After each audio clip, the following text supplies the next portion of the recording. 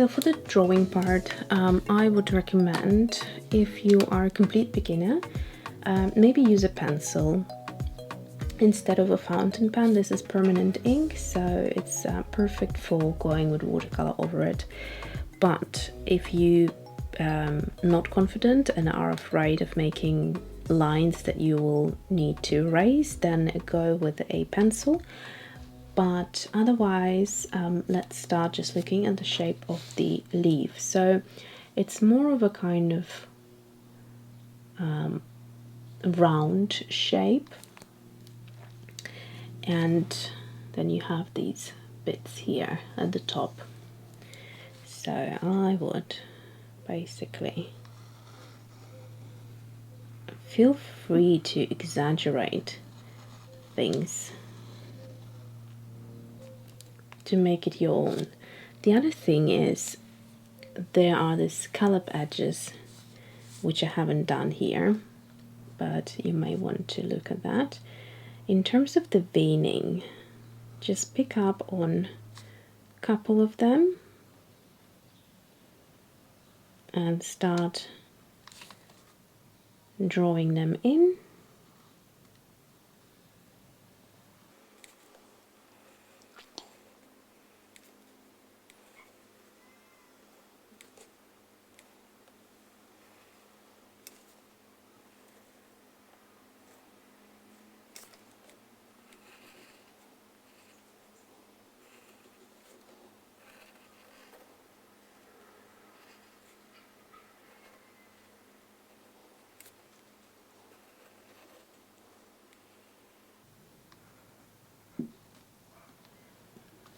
Okay, so that's your leaf drawing,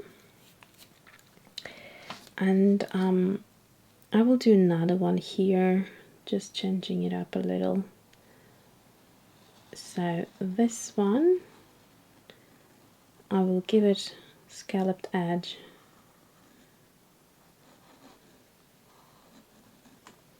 So the leaf that I'm looking at, it's a bit bent, so that's why you're not seeing this edge here. So I could create a little turning, or the wrapping of the leaf, and then same thing here. We're going to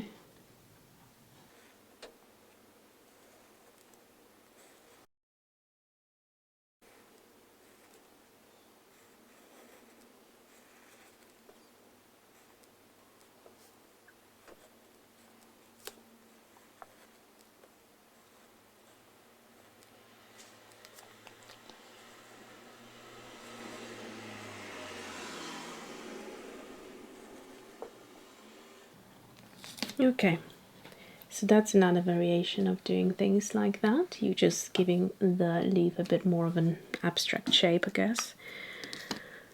Okay, so let's start. We have more green towards the center of the leaf, so like here, and then darker towards the end. So we could start with something like this green. So if I go back to the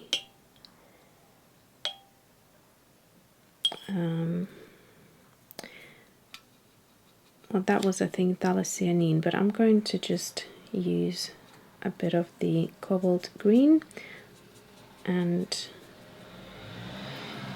touch of this color, which I think, if you look at this, now is the sun. Yeah, that's the perfect green we want. So we're just going to start by adding the green.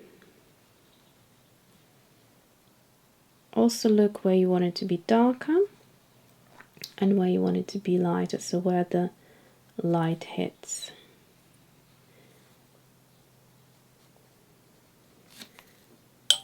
Now with just a clean brush and water, I'm going to move this color like so. Using a good soft brush really helps doing botanical art. To intensify darkness, you can just dab this color in back where you want to, just a bit more darkness, like so. And, you know, let it move by itself. Then what we have is this darker color. Now, the darker color I would achieve by adding a bit more quinacridone gold and a touch of that red from before, the alizarin crimson lake. This is a good match from what I'm seeing here, and I'm just going to mimic the textures here. It's okay if this color touches the color above. In fact, it will be more watercolory. And then back where we were with the green, I'm going to mix up a lovely green again, and that will go back in here and meet this red or darker color that we just mixed. So like that. I personally like to leave these highlights throughout. I like the look of it, but you do you. Then I might want to help just with a clean brush, just pulling the color slightly in to make it blend a bit more. But essentially we're pretty much there. I would just add a bit of that green just on this side as well, just to again blend things a little, and that is it. I wouldn't do any more to that. So that's one leaf. Now with this one, let's make it maybe a bit more juicier. So for the juicier color, I'm going to go into phthalocyanine. That immediately makes things so much brighter. I'm going to now just add a few colors. That's it, lemon yellow. And I'm going to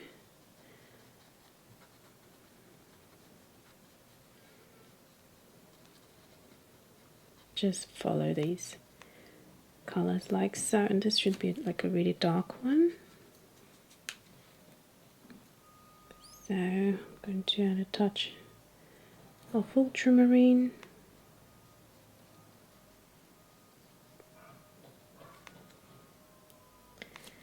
And a touch of the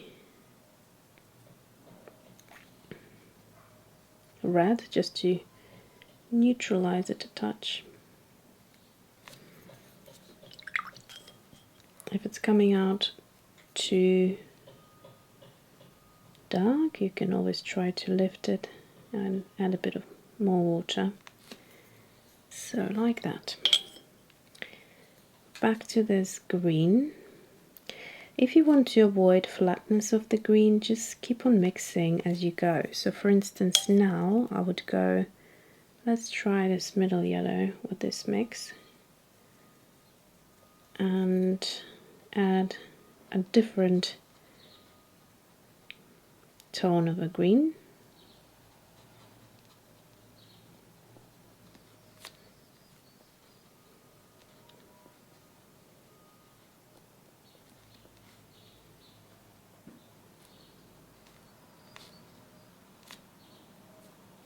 So peaceful with the birds chirping away.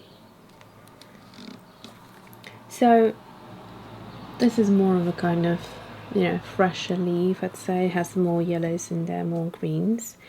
I would leave them to dry.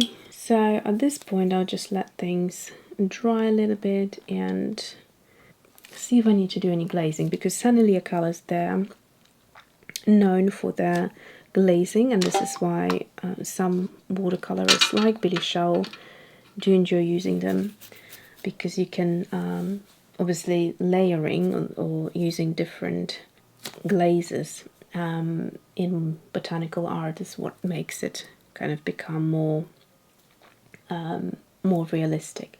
So let's wait a little bit, not too long, because the sun is starting to creep in this way, and then we will see if we need to add anything. So things are almost dry. If I tilt the sketchbook, you can see just a little bit of wetness here in the middle. So what I want to do is just intensify a couple of things. So I'm going to try and remix this beautiful olivey green that we had here.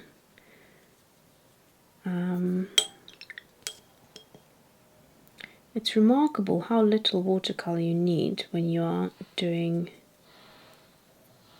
these sort of studies. So this is nice and juicy green, and it's much more appropriate to geranium leaves.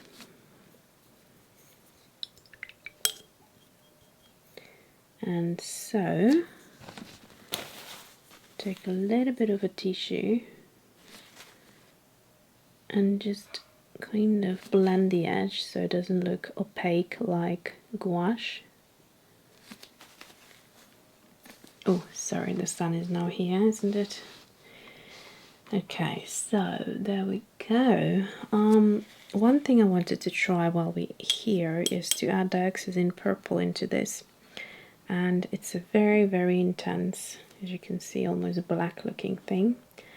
It does intensify and darken things very quickly. I just wanted to show you how we went to this neutral color, which would be great for shading, and just adding into our green mix. It kind of looks like sepia or neutral tint, basically. Let's see if we add a touch of phthalocyanine. At this point, it really doesn't matter what colors you add. You can just play around trying to mix. So this is more of a perylene green now. Beautiful. That would be a great shadow color for this leaf. And just going to add a little bit right into the center here, and then with a clean brush just touch around the edges so that the color starts moving around and just doesn't look like it's sitting on top. So we created a nice little shadow there. So that's it. Let's see what else I could do. Oh, there was another color here that I added, the indigo blue. Yeah, so that was another additional color that was on Billy Showell's ceramic palette in that course. And that gives us a lovely, kind of like a bluey green, like a muted turquoise type of a color. Quite pretty. So these are our kind of shadow colors. And of course, if you add the reds, I mean, there are, how many reds are there? 4 reds. So we have Sennelier red, alizarin crimson, Rose Madder Lake, and Helios purple, which sort of is in between pink and a purple. And when you add any of those reds, you'll get a variety of neutrals as well with the greens. So tiny little bit of alizarin crimson. Well, this was a bit too much now.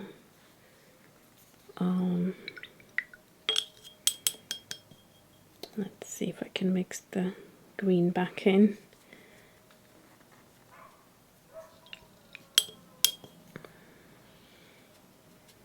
So this is the green, and then we take this time a smaller amount of alizarin crimson just literally on the tip of my brush. Bit more. Bit more. You can get to a lovely grey colour.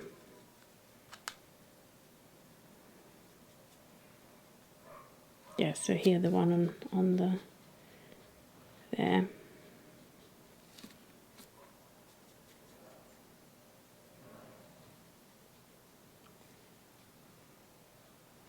It's kind of similar to the colour I have here, to the neutral tint, but a bit more neutral, as this has kind of like a more visible purple, I suppose. Yeah, this is a good one.